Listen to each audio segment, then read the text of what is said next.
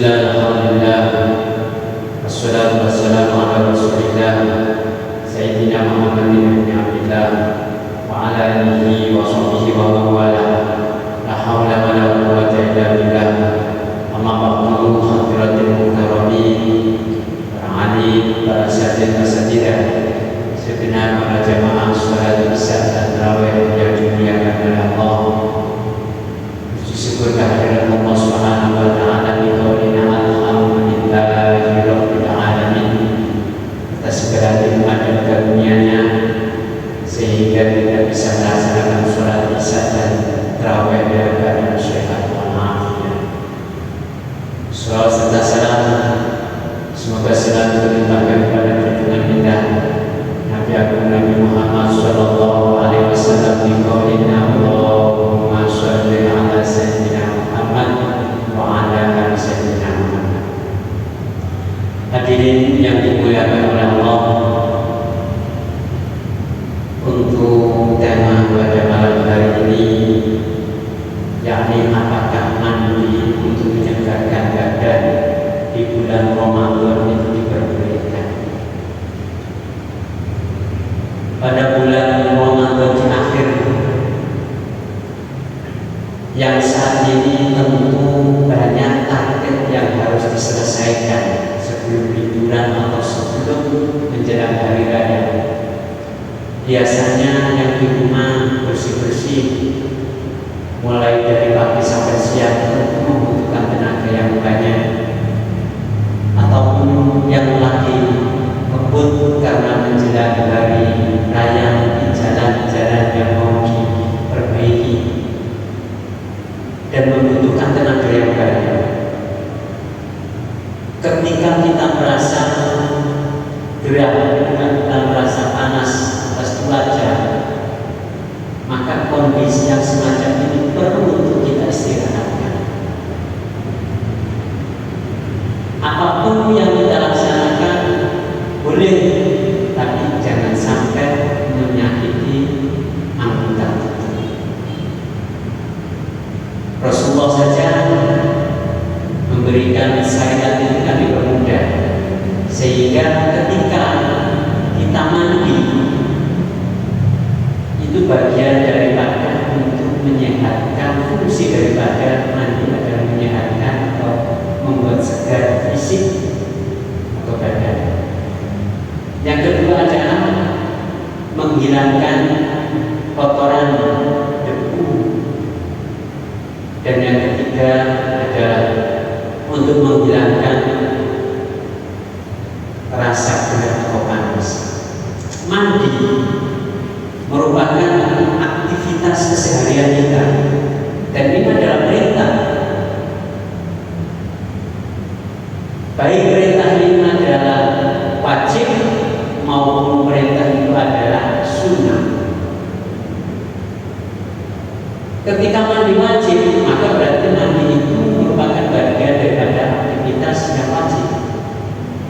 Seperti ketika dalam mau sholat, mengajarkan sholat, itu pasti harus mandi. Dan mandi ketika sunnah, ya kita karena sunnah itu berarti kapan? Kadang-kadang ada orang yang memang Rasulullah itu menganjurkan mandi 3 kali, pagi, siang, dan sore. Soalnya di sana itu diibaratkan begini Rasulullah. Bagaimana keadaan kalian ketika di depan rumah kalian itu ada tempat air, kemudian kalian itu mandi, apakah tidak bersih ketika 3 kali atau beberapa kali kalian mandi di sana? Seperti halnya ketika kalian itu melaksanakan sholat 5 waktu, apakah tidak akan bersih anggota tubuh kita atau jiwa kita? Perumpamaan yang semacam ini memang mandi pada sebuah itu untuk sebagai merawat tubuh, maka ini adalah bagian daripada kewajiban. Karena sebagai syukur kita dititipin oleh Allah, anggota ini kita harus rawat dengan cara apa? Dengan cara mandi. Nah, dalam ajaran Islam Rasulullah an-nadhafatu minal iman. bersih itu bagian daripada keimanan. Dan bersih ini baik pada diri kita, lingkungan kita, ataupun dimanapun, maka itu bagian daripada menunjukkan keimanan kita sejauh mana sih peduli kita terhadap lingkungan kita atau diri kita. Sehingga apakah diperbolehkan mandi untuk menyegarkan badan ketika dalam keadaan puasa? Maka ada beberapa sahabat yang meriwayatkan boleh untuk mandi dalam keadaan puasa. Ini dicontohkan pada sahabat Anas bin Malik. Beliau ini punya kolam dan beliau ini ketika puasa dia mandi dan berendam. Berarti kita meniru sahabat ini boleh. Kalau mau mandi di kolam renang boleh. Yang kedua yang dilakukan oleh sahabat Abdullah bin Umar, beliaunya ini meletakkan kain basah di atas kepala. Mungkin kalau rambut kayak saya agak terbelah, mungkin kalau Pak Yusuf di sini kalau nggak pakai topi mungkin panas. Ya, tidak boleh untuk ditaruh air ditaruh di atasnya atau kain yang basah ditaruhnya dan dia dalam keadaan berpuasa dan tidak masalah.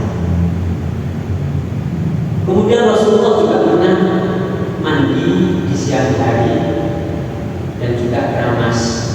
Artinya apa? Kita boleh melaksanakan mandi asalkan satu, mencegahnya air dari masuknya ke hidung dan mulut dan telinga. Mungkin yang punya shower dijaga kalau tekanan airnya ini tidak terlalu tinggi, hanya biasa, supaya apa? Tidak mudah nanti ada kesengajaan untuk memasukkan air ke dalam telinga. Tapi kalau kita itu mengambilnya sedikit-sedikit, ini kan bagian daripada tips. Boleh kita ambil mandi keramas juga boleh dalam keadaan puasa, asalkan dijaga yang di mulut atau tenggorokan tidak sampai ke kemasukan air. Kita berkumur juga boleh, namun berkumur yang menyangatkan atau membangetkan atau berkumur yang sangat ini terkenal dengan sindrom hal yang demikian, ini tidak diperbolehkan. Kalau cuma berkumur saja tidak masalah, dikeluarkan, dan ketika sisa itu bukan daripada air tadi, tapi air daripada sumber yang muncul di dalam tenggorokan dan boleh kita